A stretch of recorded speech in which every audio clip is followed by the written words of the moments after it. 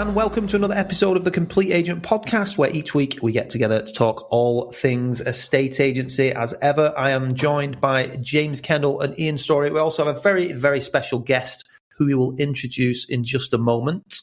For now, let's get into how's your week been. Let's start with you, Ian, because you're concentrating. Good morning, gentlemen. Hope everyone's well. It's lovely and sunny here in Cheshire today. So how's my week been? Well, we've had a couple of fallers in the last couple of days, a couple of gold dust fallers. So one at 800 and one at 600. Both were quite tricky to fucking sell, and they both fallen through. But then overall, we're busy. We recorded our market update video this week, which we put out to our clients and on socials on Tuesday, which, reported the market nationally and locally. And I think we're all experiencing the same thing, really. We've got plenty of vals, plenty of instructions. There are plenty of viewings happening as well, but wow, is it price sensitive? We put several on that, really, I think would have just flown out or certainly had more interest maybe even a year ago, maybe even less than a year. And they're just much slower on the uptake. So me and Matt are really, really trying to push people on price. It's just so vital. An example of this is we put two properties on the market, one at 850, one at 900. They are half a mile apart. They're slightly different. They're both 4-bed detached. They're slightly different. One's more rurally, one's closer to the village. One 850, one 900. The 850 one had 12 viewings in the first 10 days and 5 offers, and we sold it. The other ones had no viewings. I mean, it's quite unfathomable, really, but it just massively demonstrates how important that price is. Ian, what were the two price points there? 850 and 9. Both 4-bed detached, modernised houses. It's obviously slightly different, but nevertheless fairly similar, really. One's no viewings, one's 12 and 4 offers. Yeah, amazing. Staggering, really. But then overall, there are sales happening since the last pod I did. We've sold one at 1.7 last week to a cash buyer, one at 1.165 to a chain-free buyer, one at 950. Offers on another 4 currently. We're launching a really beautiful one at 2 million, which we're going to launch on Rightmove after Easter. We've done a pre-launch on social yesterday and had sort of 3 or 4, I think, quite serious inquiries and a viewing booked. So there are definitely buyers with the money. It's just pitching it correctly. And then 9 listings in the last 10 days as well, sort of between 800 grand and 1.5 mil. So, good amount of listings, but price sensitivity is massively there. And a couple of fallers in the last 2 days brought me back down to life with a bang. And ever was it thus. JK, how about you, mate? Well, my week's a lot better, actually, hearing you've had a couple of fall-throughs. So me and Dave were air high-fiving there. They must be the year's fall-throughs. For anyone that hasn't listened to the pod before, Ian every week seems to come on and go, "Oh, lads, I've just sold 3 £2 million houses at 2%. It's amazing." And me and Dave are sitting there like, "Oh, great. Yeah, great. We've sold £2 million houses." And then so when you get a fall-through, it's always, me and Dave actually went for drinks, didn't we? A little while back, Dave. We met up in Bolton and had a celebratory pint when you had 3 fallers last year. So just for context for those that are listening. Anyway, we've been okay. We've only done about 5 sales this month, just to be completely transparent. Obviously, average fee is over 10K. So, what sounds disastrous when your average fee's that sort of level, it's not absolute killer blow. And we were just saying off air, 8 years ago, 9 years ago, I'd have ripped your hand off for that. That sort of result in a month. But like you say, Story, the market's so price sensitive, and half the battle is trying to get clients on at the right sort of price point. And I think that's really where the data-led valuations come in. I went to one yesterday, and the top end of the data said about 1.3. It needs a new thatch. I guesstimated that it would probably be 80 to 100 grand to replace. They'd had similar quotes, which was always comforting. But I've recommended to them before they go to market, which they're going to do, to get a report on the thatch and also get a level 3 survey done on the house, because it's a 400-year-old grade 2 listed place. And, whilst the buyer may still want to do their own, at least then we can kind of present it before it goes to the market and be sort of fully transparent. Because, it's a gorgeous place, lovely spot. And they've spent some money inside on, making the kitchen and everything nice. But there's a few sort of unknown sort of entities that I feel that will give a real buyer confidence. So if we do lock in a buyer at a reasonable amount, then they can't say, well, I didn't know about that. But it also gives us an opportunity before we go to market that we can fix any problems that may arise before they come, rather than having to triage afterwards. Speaking of which, one of our hasn't fallen through yet, and I'm hoping that we can work on it. One I've got at nearly 2.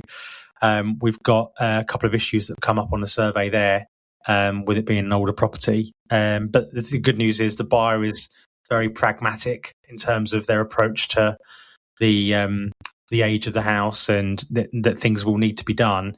And equally, my seller is open-minded as well. So, they want to move on. So I think we'll come to a compromise, but it's, whenever you have a survey done on a grade 2 listed place, it comes through like a phone book, and that like digital phone book. Like the buyer actually sent me a picture message of the survey, and it literally looked like a Yellow Pages. So no wonder it took 3 weeks to come back. But yeah, overall pretty positive. Listings are very good. Listing a really nice one at 1.25. Did the marketing on that the other day. Got a couple signed up at around the sort of mil mark. Mid-range stuff is kind of what we sold this month. But yeah, it's okay. You can always look at what's going on in the world, and I think we had this conversation a couple of weeks back. Focus on what you can control. Don't worry about what the news says and this, that, and the other. Yes, you need to keep abreast of what's happening in terms of the conflict in the Middle East, and what effects that oil prices will have on the wider economy, and be able to articulate that to clients. But having that in your arsenal is a lot easier to get the price keener if people are coming to the market. And if you can tell that, because I think we sometimes automatically expect people selling £1 million, £2 million house. They know how crude oil going to 120, 130, 140 a barrel is actually going to affect the wider economy, when actually sometimes they don't. They're focused in their own lane. They think they know a bit. They listen to the news, but actually being able to articulate that and tell them how it's affecting gilts and swaps, etc., and how that actually filters into the mortgage market and actually affordability, it can be the difference whether you win or lose in the market, in my opinion. But anyway, we can come on to that later. David, how has your week been? Sorry, Dave. You're Dave this week. Yeah, either or. Decent, thank you. We've done 7 sales this month. Decent ranges, like $500,000. I called those the gold dust lads. All the way up to 1.9 million. So we did a 1.9 million sale this week, which is a nice one. And again, sort of sentiment in the market, Ian, what you were saying before, it is very, very price sensitive. We know that. This is a property that we've had on the market for about 7 months, and 1.9 million where I am is very toppy, and there's a limited amount of buyers for it, so a little bit of patience needed from everybody involved. But the asking price on that was 1.95, so to get it tied up at 1.9 in this market, I think was a great achievement. So we're happy with that one. So 7 sales so far. Quite a few instructions that we've put on this last 2 weeks, again ranging from sort of 550 up to 1.25. And then we've got 1, 2, 3, 4, 5, 6, 7, 8, 9 ready to launch. Again, ranging from 500 up to 1.4. And offers this week on 1, 2, 3, 4, 5, 6. 6 houses. Again, decent ranges from sort of 650,000 all the way up to 1,050,000. So it's some decent stuff. And like you, very price sensitive. Tricky buyers, tricky sellers. We've got one yesterday, for example. House is on at 1.125. Got an offer on it at 1,050,000. Proceedable, no chain. There's no chain at the top. There's no chain at the bottom. He wants 1,075,000. He's stuck at 1,050,000, and he's like, "Fuck off! Just one of you needs to give." So I'm hoping to get that over the line today. But yeah, overall, it's pretty decent. I've got some seller calls to do today. One of them is going to be tricky. They've been on the market for quite a while. I actually think that they're on at a decent price now, and it's had a little bit of interest, but there's no takers. It's probably a house that it needs a bit of work doing to it. Nothing major, but a bit of modernisation, new kitchen, things like that. It might be those conversations now because they have reduced decent. To be fair, they've been good. So we'll see how that goes. But overall, pretty good. And I was just listening, obviously, to you then, JK, and I think that whilst the market hasn't necessarily been massively impacted by it just yet, the feeling I'm getting right now is that there's a lot of people who've got mortgages fixed and they've got them locked in at the moment. And I think the spurt that we're seeing, and I've had this relayed to me firsthand from a couple of buyers, is that we want to get something now while we've got to have a fixed rate, because the minute that we lose it or the AIP expires, the likelihood is that we're going to be paying top dollar again for the same product. So I think there's a little bit of a spurt to come now. And then when a lot of these fixed rate deals expire or whatever, obviously we've seen that mortgage rates have started to go up. And I think that there is a level of uncertainty. It probably is going to cause a little bit of stagnation, maybe even a drop in areas. As I say, where we are, we're not feeling it just yet, but I do feel it's coming. So price sensitive, usual conversation, educating the client. Again, you don't need to be depressing about it, but it's like we talked about last week. I think there's a lot of people that will just say the war is causing the market to stagnate. That's the answer that they'll give to their clients without any real context whatsoever, just the war. And that's it. So it's just that educational piece that's needed again, isn't it? Which is obviously what we're all very good at. So fingers crossed, we'll continue, mate. Dave, just we're going to jump in quickly on that before we say hello to our guest. I think there are way more opportunities now to get Stefan at the right price, because the general sentiment nationally, obviously all of these clients are reading the Telegraph, aren't they, or the Times or the broadsheets, and they're being told there's issues. So I think it's a little bit easier now to get Stefan at the right price than it maybe was a month, 2-3 months ago, back end of last year, because people can understand that there's global events happening that are outside of our control that will have probably a negative impact on the market. So I think you should embrace that and to get Stefan at the right price. Never waste a crisis. Yeah, I do agree with that. It comes down to a mindset issue. I mean, we all obviously experience lots of agents overvaluing, but most estate agents, to be honest, the weak ones, just go in telling clients what they think they want to hear. When actually what they want to hear is the truth. What they want to know what's happening in the market and how potentially it could impact their market value. I was having a conversation with a client yesterday. His house it's probably 1.25, 1.3. We sold one round the corner at 1.2. His is a better spot, but it is round the corner. So he wants a 200 grand premium for his street. Now it's feasible. It is feasible because it is a great street and very quiet, and they never come up on this street. But he's not living in it anymore. He's in Dubai. It's empty. And I'm saying to him, focus on the end result, not what we're asking for. We're asking for it. Just, let us do my job. These are all the factors that are impacting the market, etc. So let us just get on with it. So you're right. We're having the conversations about that, educating him about the market and pitching him at the right kind of number that's going to get interest at the end of the day. The flip side to this is we had one that instructed us last week at 1.15, lovely house, blah, blah, blah.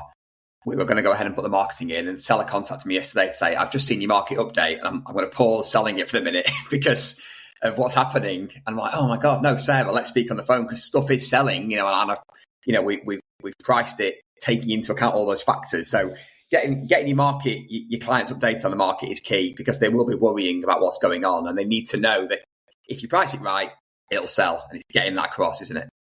Yeah, absolutely. Yes. Well, I was going to wrap up the pod then, because that was the longest intro we ever had, and our guest sat there for the past 3 years. Ben left. Yeah. Very pleased to introduce our special guest this week, none other than Mr. Ben Madden of Fine & Country, Digital Sparks. Anything else? Any other property empires we don't know about, Ben? Not empires, but I would At some point, I want to throw in the Boys Club, which is the Men in Property Wellbeing group. Yeah, nice. Which is if we get 2 minutes on that at some point. That'd be wonderful. Definitely. Morning, chaps. Yeah, so let's start with how your week's been before we dive into who you are, where you're from. How's your week been? It's I live in a different world now, chaps. I get to support agents, so I'm so the troubles and the drama you guys are living with, the fall throughs and all that, and I'm just pointing cameras at people. I'm living the life. I tell you, you need to try it, fellas. It's an absolute walk in the park. It's a funny world. So my estate agency background is mass market and was that for 14 odd years, and then transitioned into Fine & Country, which is very much low volume, high touch point, high price point, premium service offering. And so we operate across 4 Fine & Country territories in West and South West London. And it's a funny old world because when you're a mass market product, you can give commentary on the market and how things are, and you get really good gauge on sentiment. You speak to so many buyers, so many sellers. And what I've had to learn over the last 6 years is that we can no longer offer a great deal of commentary. Our perception of the world is completely based on the listings we're working with in any given moment. And if it's a listing that attracts a load of buyers, you think, oh, the market's great. And you speak to someone and say, oh, it's been really flat this week. It's just because we brought something on that actually has generated huge amounts of activity. So our last week, so activity levels looks about right. Price sensitivity, I think, like common theme here, there, and everywhere. We've got properties that we listed in the last month. We said that's going to fly off the shelf. People are going to be queuing up to buy it, and we haven't had a sniff. Yeah. And we've had others where we thought this is going to be a bit tricky, and it's felt like a bit of a December market where we've done a really low number of viewings, but business is getting over the line. So the right buyers. Yeah, our February was awesome. We did £18 million worth of new business. Yeah. And that, I think, was driven by the lack of decision being made in November, December. Those hot buyers were there. Wasn't loads and loads of viewings, but the conversion rate was astonishing. And now March, sort of slowed down a little bit. I think there's plenty impacting sentiment right now. There's good opportunity for let's just wait and see. But I'd be interested to see what comes after Easter, what the spring market does, because I do believe we've become a bit, as a society, we're a bit more resilient to conflict and to being shaken by what's going on in terms of geopolitical climate. It's been a turbulent few years, and maybe people are just happy to accept that this is the world we live in nowadays. Mm. So can I ask you a question? So we've all come from, like myself, Dave and Ian, we've all come from kind of similar to what you just said, the sort of mass market to then transitioning into sort of the mid to upper end of the market. Can I ask you a question? Like what made you decide that you kind of had enough of mass market and wanted to go to mid to upper end? So yeah, sure. I set my business up in 2008, my first business, just before the market crashed. And so really quickly we had to sort of pivot and work out what we were doing. We back in the good old days where the brokerage models didn't exist. If you started a business, you had a premises, you had a payroll, you had all sorts of stuff you had to pay for. So we pivoted and became a letting specialist, and we did that for about 7 years. We were the largest letting specialist in London for a period of time. Then we launched sales. A year later, Brexit conversation starts, more drama. Then we decided we didn't like the model of operation. We were 5 branches. We're going to become one super branch. And we pulled all the teams into this one massive location, called it a hub office. This was before the hub became a bit of a thing. And that was fun. That was cool. That was exactly what I wanted agency to be. It felt like the good old days where we've got so much activity in the room. And then 9 months later, COVID struck and we're into lockdown. And I'm just... maybe I've got a timing issue. I'm not sure what it is. But so I had a couple of daughters and, sort of post-COVID, decided that it was a good time to exit. Had a nice exit to lead a Romans group. But at the time we had the Fine & Country bolt-on brand, if you like, and we've retained that. And the reason we retained it is firstly, Leader Romans didn't want to buy it. Yeah. So, work it out. And but secondly, our first proper exchange came through just before COVID struck, and it was on a £3 million home. It was a £60,000 fee. And at that point, our average fee in our sales business was about £9,000. And I thought, this looks interesting. This looks really, really interesting. It's a bit more fun. It's a bit different. I've been doing agency for a long time now. And it looks like it could be, be candid with you. It looks like it'd be pretty lucrative. So we retained it, and the last 6 years we've been doing that. And it is fun, it is interesting, but I guess the same as you guys, you got to get your head around the fact that it's not normal agency. It's high touch point, it's high quality. I used to think we were a really strong service provider. 6 years later, what we used to do was good. What we do now is just on a completely different level because we're not chasing our tails constantly. The service level is, I would describe it as elite. We're trying to be world class in everything that we do. Spend the vast majority of our time trying to create opportunities because we're managing such a small portfolio of clients at any one time. Yeah. The challenge for the team, and I think it still happens now, is that they've just got to get their head around that some weeks you're not going to do business, and then other weeks you'll sell 3-4 million pound homes, and the world is just unicorns and rainbows. Yeah. Yeah, true. So sorry, Dave, do you want to say something? Yeah, sorry, I was on mute then. What sort of volumes are you doing, Ben? We sell, last year we sold just under 80 million.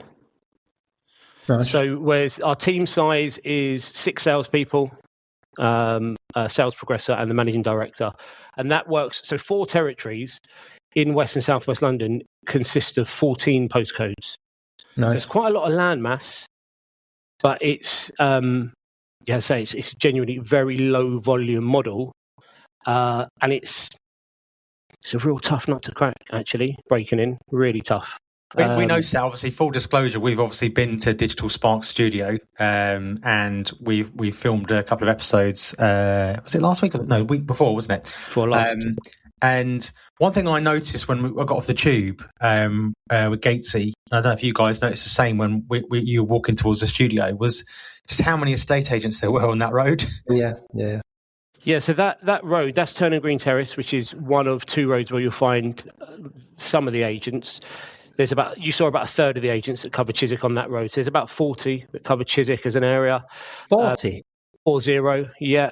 One of our towns, Fulham, Southwest London, nice area of the world, Ushers football team. They've got 60 agents in that town. And so the Chesterton's business, which is sort of well known in this area of the world, has got 3 branches covering that one town. I mean, overkill is like not even close. But so it's very, very difficult to break in. And I've been critical of London agency in the past. And well, I'll tell you why. In fact, I don't know if you know this stat, but for every 3 properties that come to market in London, only 1 actually sells. Mm-hmm. Which is just insane as a statistic. You've got 3 neighbours on the market, chance of success, 1 of you might get yourself sold. And I don't know if it's a nationwide problem. I speak to so many different agents around the country. I chair the Finding Country National Advisory Council, so I'm connected to so many agents. And it does seem like London is just packed full of douchebags who want to be estate agents. So, just it is what it is. That's the industry in general, isn't it, sometimes? Well, sometimes I wonder that, and then I pick up clients all over the country and I think, shit, you guys are actually nice people. You do a good job. You care about what you're doing. Whereas the truth is 20 years in London is enough to turn you into a cynic. There's a third of all estate agents in the country are in London. So there's way too many.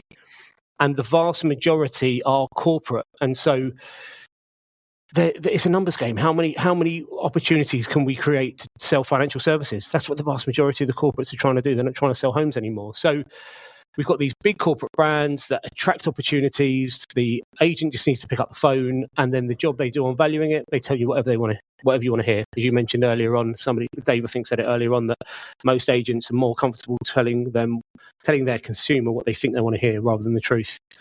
And so, London is a really, really challenging setup because how many businesses are comfortable to run at a loss? Because the real opportunity for them is financial services. So when in London, but I think it's probably slightly different to where I am because a lot of agents where I am overvalue and undercut you on fee. I'm guessing that doesn't happen where you are. Don't get me wrong.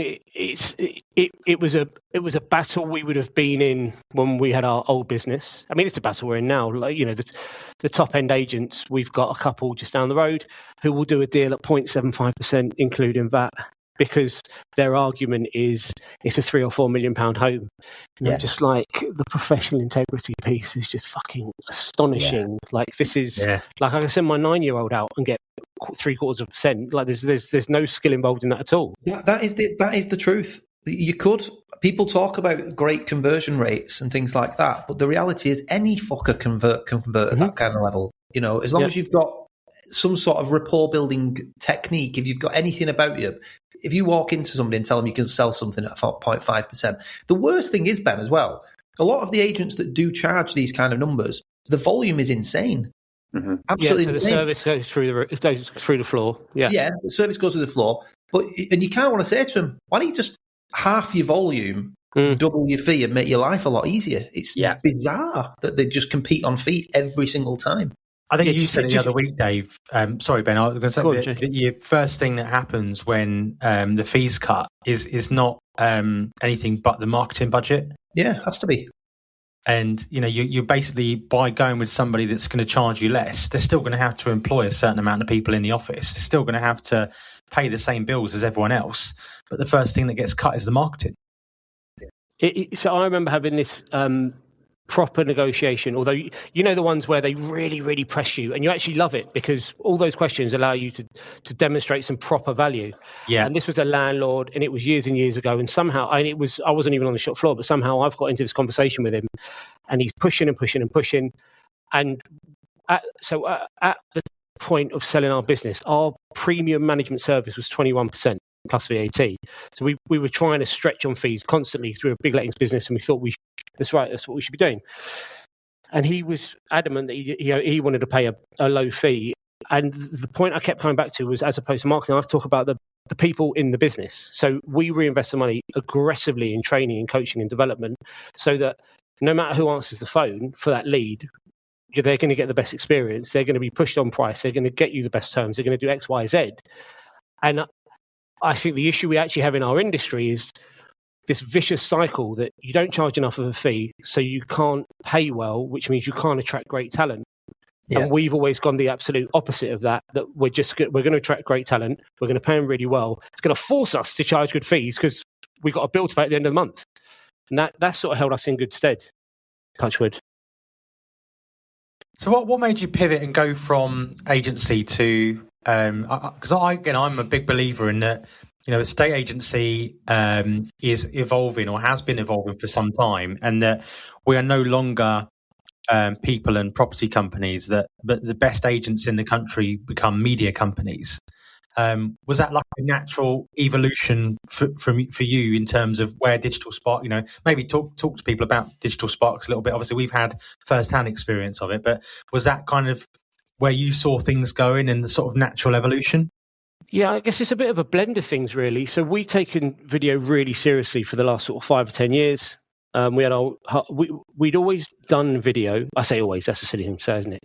10 years ago, we were doing video on social media. We were leveraging Facebook groups, the stuff that I guess 10 years ago, innovators in a estate agency were getting on top of. And we had a eureka moment in lockdown 1 when, like a lot of us, I must have been on the verge of a breakdown, had young kids at home, desperately trying to get out of the house, and was doing some stuff from the office. We were a big lettings business, so 5 of us had to stay on payroll and work. But we had a 2-month-old. My sister moved in with us with her kids. I thought that was a good idea because the cousins could look after each other, and all I was doing was refereeing boxing matches all day. And so to get out of the house, I said, we're going to start doing Facebook Lives. We're going to target our local community, and it's going to be respite for parents. And we're going to do some silly stuff, and it'll be fun because we needed a respite in our house. I needed at the time my 4-year-old and her cousin to just shut up and sit down for 5 minutes because someone's going to get thrown over the garden fence. And so we start doing these Facebook Lives.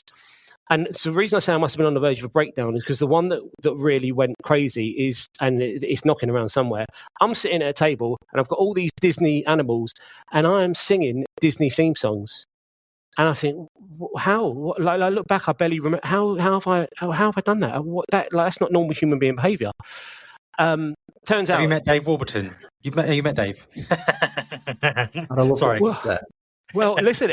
Look, normal human behaviour or not, we absolutely exploded. We had strong brand awareness, but we came out of lockdown and we were just the blue-eyed boys because we'd done these things that the community saw as really positive and really helpful. And, we put other people first, which we'd always done that. But actually, the eureka moment was, holy shit, this video was seen by thousands of people. We need to double down and just do more of it. It's such a tool to leverage. So over the last 5-10 years, as I say, we've done it and we've done it and we've done it. And Digital Sparks was sort of born out of the necessity or the need within our business to systemize this process, like dragging my own team kicking and screaming to do video content, to do social media content, even though they know it works. They've already got a job. Like finding social media can become a second job for a lot of people. There's so much to it. So we built Digital Sparks because they needed it, and actually a load of my mates in the state agency said, "Your video is great. Can we use your videographer, or can we get a bit of help?" And so it just sort of came from that. And so the model now is we work with clients on a retainer relationship. We help them produce video content for their social media. They'll come into the studio after being onboarded in masses and masses of detail, and we will script out an entire day's worth of content for them. They'll film it in a single day, and that content will normally be roughly 3 videos a week for a 4-month window.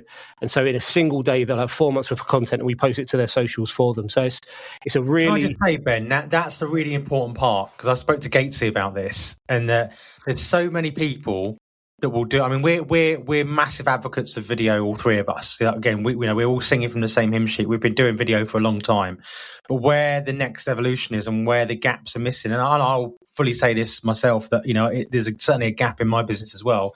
And Ian's actually nailed this, I think, really well lately. Is that informative content and getting those, like Ian's market updates he does.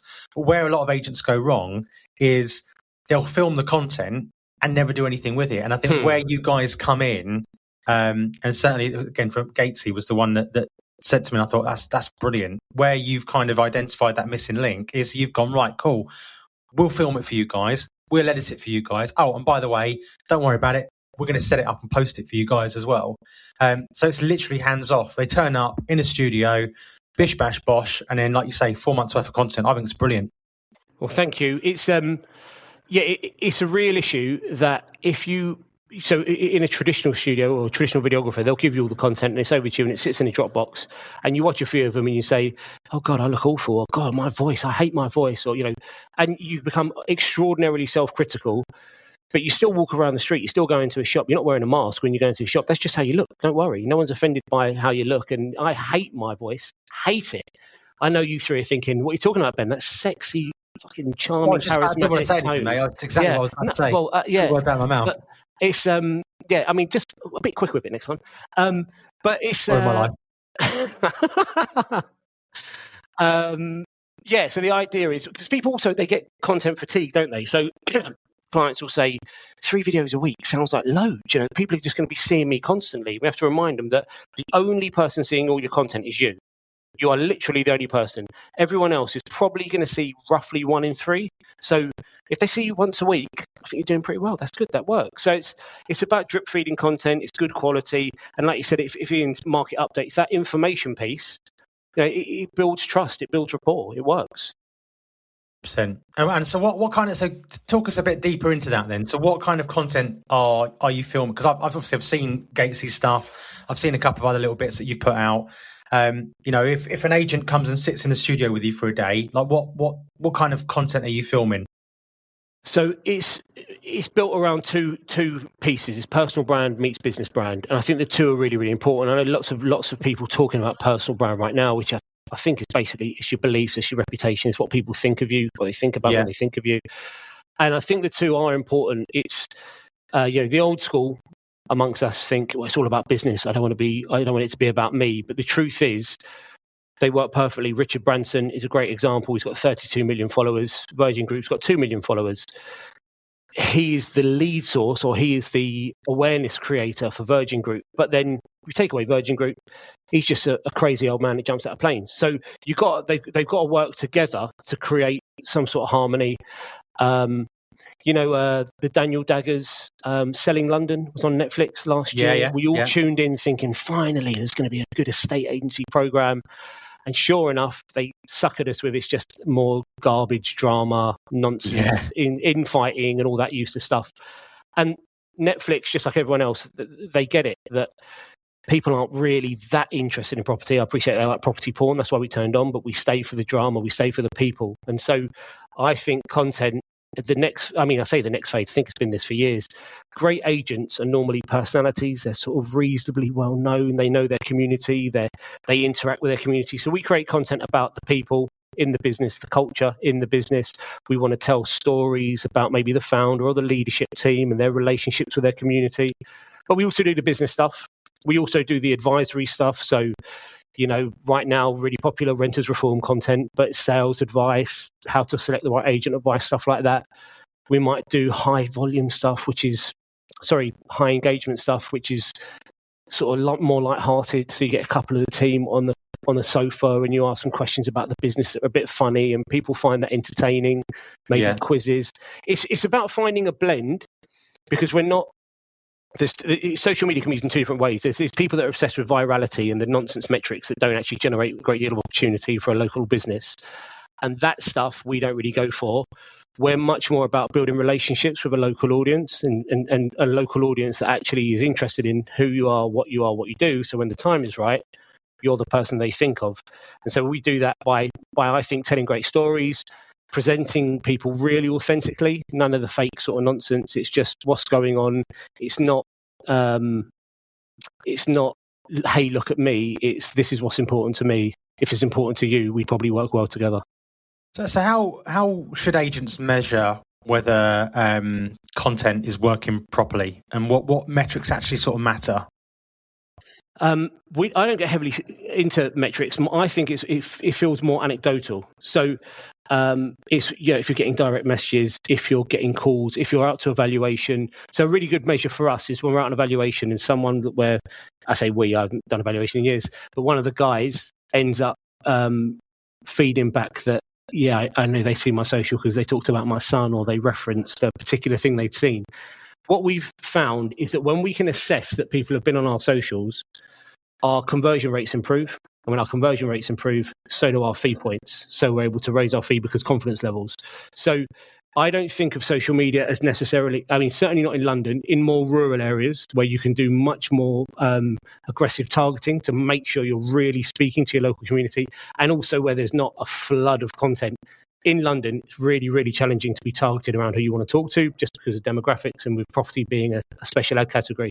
So I think it's about conversations and improving your conversion. That being said, I've got lots of clients outside London that it's a really aggressive lead source for them. So part of that is about the geography.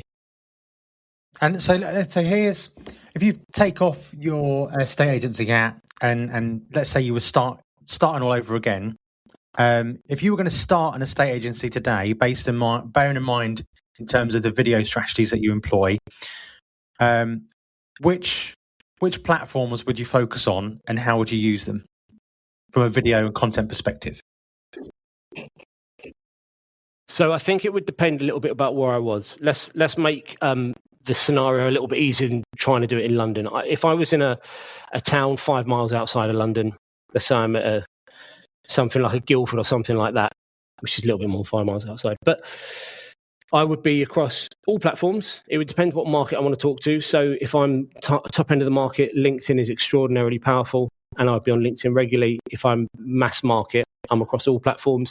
For me, Facebook has started to come away now. If I'm starting a new agency, the issue I've got with Facebook is building a new audience, and Facebook has become more challenging. If I've got historic data, then I'll leverage Facebook. If I'm going to go brand new, the best platform we think at the moment is Instagram. TikTok is a little bit Wild West. You can end up all over the place on TikTok. Yeah. I would also Can I just drill down on that a little bit? I mean, I'm really interested in that. So why Instagram? Like what is it about Instagram? Because there's different arguments for different people have for Instagram. Now, as someone in your space, I'd be really intrigued to know what it is that you've nailed down about Instagram and why and what. So Instagram is still, although it's not completely. So if you think 15, 20 years ago, Facebook was a proper social media platform. So it's where you went to be social with people in a digital format. Since TikTok came along, most platforms are moving towards this TikTokification of the platform. So YouTube is not a social media, it's a search engine. It's a long form content search engine platform. TikTok is a short form version of YouTube. It's where you go to get short form entertainment. It's not where you go to interact with your mates. I mean, you might send each other stuff. That's normal and that's natural. But You're not following people to see their content all the time. Every content piece stands in its own right. Instagram is somewhere between that right now, and it's moving towards this. Every in piece of content is important, but Instagram still gives you a lot more opportunity to engage with your audience. So the reason I say Instagram is because you produce great content about a local area, you increase your followers. Then you can communicate with those followers continuously with things like stories. Videos is where you put them in. Carousel is where you talk to them. Stories is where you engage with them. So I think Instagram still gives you the best opportunity. It also, from a demographic perspective, represents the vast majority of sort of people that I'm picturing myself buying and selling with. If I was to set up a business right now, in 10 years, it might be that TikTok is the dominant platform, and that's the one I'm thinking about. Yeah. Okay. So I've got a question then. So let's say, for example, hypothetically, I'm listening to this podcast. I'm going, do you know what, Ben? That all sounds amazing. If I am an agent that's got, let's say, a budget of £1,000 a month for something like that, how would you allocate it? For digital marketing, strictly for digital marketing. So say, for example, for videos. So, I mean, I don't know. I mean, I probably should ask you before what you charge before I went on air. But like, if someone had, say, look, I've got £1,000 a month, and I'd like to allocate that to video and social media. Like, what from your perspective as, I suppose, a digital agency, like where would you allocate that, and what would you recommend? So obviously I'm completely biased, and I'm not even going to hide it. I would say give us a call, and at £600 a month, you'll end up with 3 videos a week, completely tailored to you, with you front and center, fully managed, fully edited, fully captioned, and posted to your socials. And that's across any 3 socials you want. So you've got £400 left to play with. I would use that £400 to go old school and create some content for the real world. And I would be, if I'm starting a brand new business, I'm door knocking 100 doors a day to introduce myself. I'm leaving really great marketing material, and I'm encouraging them to go over to my socials and start to follow me there. Perfect. I think that's very good. Dave, have you got any questions you'd like to ask? Because you sound like you're deep in thought, and a few times you tried to speak, and I've carried on talking. I like making notes, as you know, so I always revisit. But I mean, obviously, we talked quite a bit about the 2 brands. I think a lot of people focus more, don't they, on their business brand. I think personally, I think they are very much more, let's put our business brand front and center and just post the same shit all the time. Just, I suppose, boring property things, maybe the odd blog that they've bought or something like that. I don't know. But I mean, the engagement that we get personally, and I've seen it grow massively. You mentioned something before, I think, Ben, you might have mentioned you judge it more by the messages that you're getting and the comments that you might be getting, things like that. I don't know. What I've noticed over the last sort of 4 months, we did quite a lot of community work just before the turn of the year. And our followers, so we've increased our following by we've almost increased by about 2,500 followers now to 3,000 followers on Facebook, and that's in like a really short space of time. And it's mainly come off the back of that local community work and consistently putting out video reels and stuff like that. And the main comments that I get when I meet people are that they feel like they know me when I meet them at the house. If they've been complimentary, so they think they've met me already because they've seen loads of stuff. And that's what we're getting invited out on the back of, really. They see me as the face. They don't see Burton James necessarily. And I personally, it's obviously been backed up by someone like yourself who's more of an expert. I think people spend probably too much time promoting their own, the business brand rather than building their own personal brand. Whenever I've spoken to somebody about joining the company, I've always said to them, what you need to do is come into this company. You need to build your personal brand within our brand. We'll support you, but I want people instructing you, not Burton James, because ultimately that's what they will do. They'll build a relationship with you above anyone else. They want to know more about you and who's going to be supporting them. Obviously, they need to know about the team support. They need to know about your credentials of the business, your statistical data, the fact that you actually can do the job. But they definitely build a relationship with the person first rather than the brand. That's what I've found over the last however many years. And it was interesting to hear you say, like, you started doing all this 10 years ago, and it's no shock really now that you are where you are, because I think that you doing what you did 10 years ago, a lot of people haven't even started. And I do think they will lose the long game, because there's more and more estate agents starting every day. The personal estate agency brands are getting bigger, and the really good personal agents will do really well. There's a lot of crap ones, we know that just think that they can make easy money and work 2 days a week, and it's nothing like that. But there are lots of very, very good ones. I think that they stand to win, to be honest. I think they can build out and carve really, really good careers.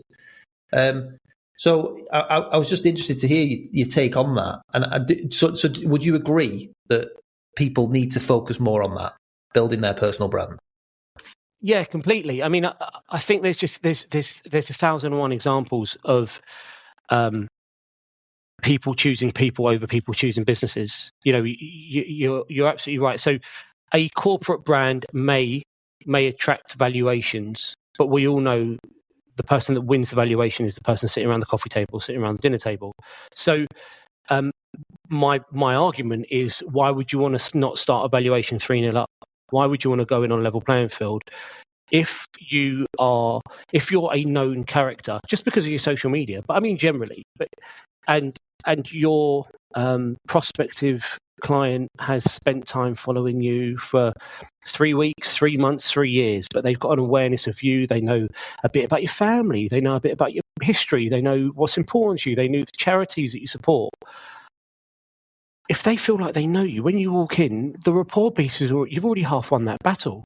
And we all know it's just two things. It's trust and rapport. If you tick those two boxes better than anyone else, and of course you've got some competency around you, and the valuation stuff you can handle, then I think it's a no-brainer. I think, Dave, what happens a lot though is businesses are worried about their team building personal brands and then moving down the road and doing it on their own. And my argument to that is, it's not going to happen overnight. If you get 2 great years out of them and they do that, I tell you, building their personal brand, they'll bring more business to you in that 2 years than if they didn't. And if they do move down the road, that's life, sometimes it happens, sometimes it doesn't. Treat them well, they might stay. If they've always wanted to have their own business, at some point it's happening no matter what. So yeah. Ian said that the other week, and it really resonated. I think, again, look after them, and they won't want to. But if they've got that itch and they've got it, that they really want to go and start their own, we don't just come out of the womb and start our own businesses, right? We all worked our way through different environments and decided that we had aspirations of doing what we're doing. There's also people that have done that and then gone back to employment. They've scratched the itch. I started in corporate, like many people, and I wanted to start my own business back then. And I felt that my mate was just saying, just start and worry about it later. But I wanted to go and get some experience. So I did. I went and joined corporate. My plan was to spend 12 months there, learn as much as I possibly could, and set up on my own. They looked after me. They were brilliant. I loved my area director. I was there for 6 years. I got promotions. I was earning a good salary. I really enjoyed the job. The market changed. The company changed. And so did my ambition. So I moved on and I set up on my own. And I think you're quite right, Ben. If someone's got that in them, they'll do it anyway. But why not get the best years out of them, help them? You might even be able to set them on another path. I've got a lad who used to work for me, and he's doing self-employed agency now. He's doing exceptionally well. And, I do look back. I think, could I maybe have done something with him a bit sooner? But, these things happen, and he's moved on. We're still good friends. He's doing really, really well, and I wish him all the best. And he's in a different area. But, I think Ian said it many times before. I think if you look after them, they will look after you. Yeah, there's this horrible thing that maybe you've noticed. You talked about personal agents a minute ago, that the rhetoric around the brokerage model, self-employed model, whatever you want to call it, is let's bash the high street agency, let's bash our previous employer. And I think just such poor form. Like, without that previous experience, you're not in the seat you are right now. We've all been through it. We've all got our experience from somewhere, and it just for me, it's just completely unnecessary that we need to be anti any form of agency. Like, if it works for you, it works for you. If it doesn't work for you, it doesn't work for you.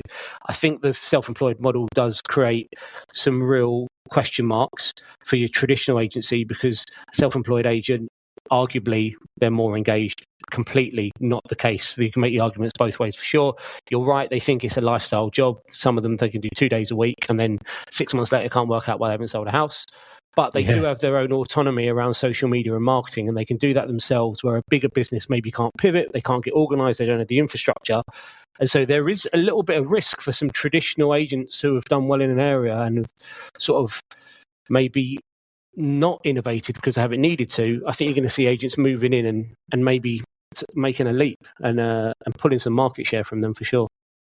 Well, one other thing quickly that you mentioned then a bit back was I think you mentioned it, getting involved in the community, but posting a lot of stuff in local groups. Mm-hmm. And I think that's, again, where people make big mistakes. They don't do it. They're just posting on their own page. They're not engaging with the local community, probably through fear of someone putting on a nasty comment. You know, we post everything. I mean, I don't control our social media page anymore. It's mainly me on there, front facing. I don't read the comments, so I'm not aware if someone's called me a big nose wanker. It's probable, but I don't care anyway. We do it, mate. We make it up for. I know you're itching. You're always itching, JK. But no, I know it. You know, there will be some derogatory comments out there, but you know, the majority are overwhelmingly good usually, and it's the old 80-20 rule, isn't it? You don't want everything. You don't want all the great people. You want the small number. But building that personal brand. I've had 2 instances this week where someone's approached me. I was at my son's football last week, and this lady was walking towards me, and she said, "Are you from Burton James?" I went, "Yeah." She went, "Oh, I've watched all your videos." And she watched them on social media, and she wants me to go and value a house. And then I was just literally walking down the street, and it was actually 2 kids who were like 10 years old asked me, and they said, "I think you've been round to our house and valued our house, but we watch all your videos." It's like, so they, you know, people do recognise you, and JK, piss off, I can see your face. So, you know, people do, again, associate with personal brand, I think, over the main brand first. And it's so important to get yourself out there. I mean, I think a face is more memorable, isn't it? You know, you do recognise a person, you recognise a story, you remember a position they took on something, versus businesses, you know, if you're not, unless it's your business, everyone else, your business looks like every other business. Yeah, agreed. Yeah. I was going to say, that's when it does. That's sometimes when it does come down to just fee. Then, you know,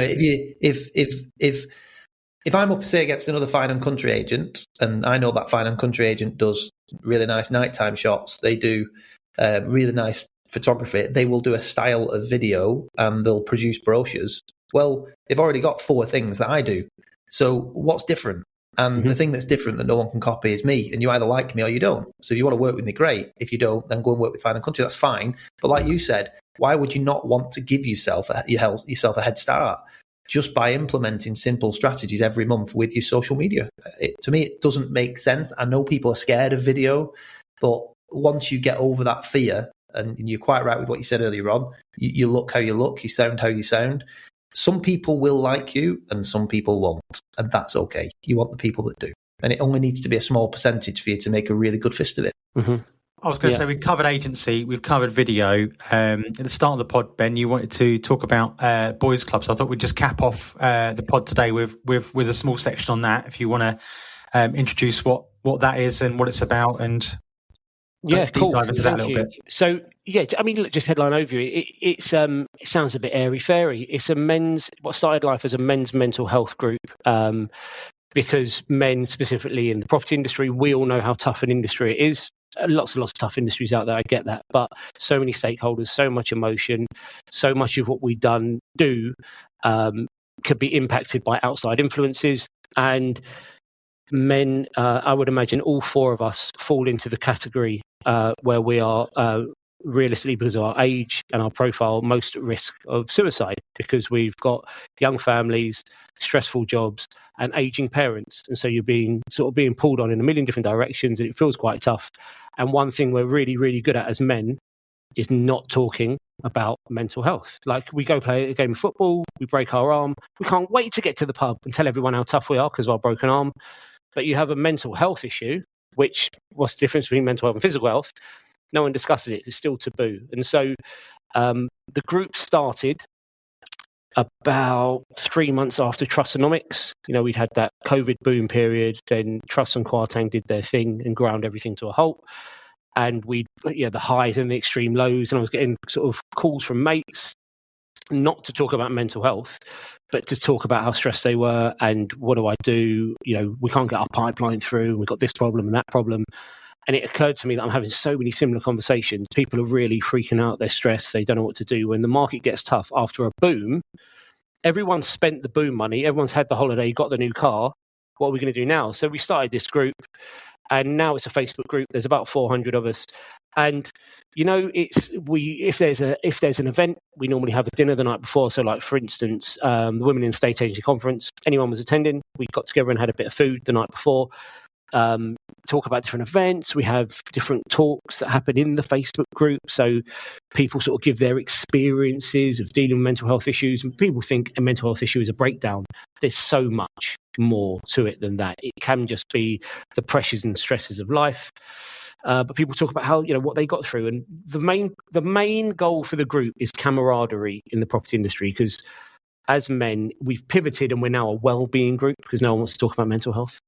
And what we're trying to do is create an opportunity for a lot of the time it's business owners, because it can be quite lonely and you don't necessarily want to go home and talk about the problems you've experienced in business that day. We create relationships where you've got a mate who understands the difficulty of property market and the industry working, and you've got someone you can just have a chat to. And the idea is that the more conversations we start, not about mental health, just about anything you want to talk about, the better, because things like loneliness are on the up. Suicide rates are on the up.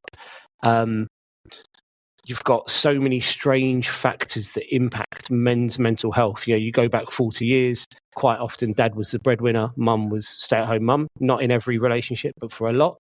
And then in the last 40 years, that has changed aggressively so that the workforce is made up of men and women, both sides of the couple. And so you've got this transition where, again, probably people of our age have experienced our parents behave in one way, but are educating our daughters in a different way. And so there's just a lot around it. And so if anyone wants to join, just join the Facebook group. It's not airy-fairy as it is much as I've maybe talked about mental health. It's just a group of male estate agents talking about estate agency stuff. This Friday, we're encouraging everyone to actually have a break and have lunch with a mate from work, because none of us ever take a lunch break. It's always at our desk. Really simple thing. Love that. Love it. Oh, brilliant. Well, that seems like a good place to call it. Ben, do you want to just give a quick plug to Digital Sparks again before we cap off the pod? Use the code Digital Sparks 10 for... No, I'm joking. No, go for it, mate. Yeah, I mean, look, just if you work in the property sector and you need help with video, with socials, with anything like that, we've done it for years. We know how to help you do it in the most user-friendly, low-labour way possible. 1 day, 4 months of content, £600 a month. It's amazing. Done. Me done. Sign well, up listen, now. we can vouch, I have to say, and there's no incentive for us doing so. But we did go to London 2 or 3 weeks ago, and went in the studio, recorded a podcast. I think we recorded 4 podcasts with Gatesy, and I have to say it was a really impressive setup, really enjoyable day, and all. Good fun. Everybody, Wow. Yeah, a lot of fun. All the lads made us feel welcome. One of them looks like Orlando Bloom, and Ellis, he's going to hold on to that the rest of his life. He was well happy when I told him that, by the way. Yeah. His retort was, "Yeah, you look like Gary Neville. Great." Yeah. Thanks, pal. So no, it was really good, really great setup, and we all enjoyed it, Ben. So thanks, mate. I would highly recommend it. Glad you did. Thank you. Well, thanks everyone for listening, and we will see you next week. Cheers, Bye. guys. Cheers.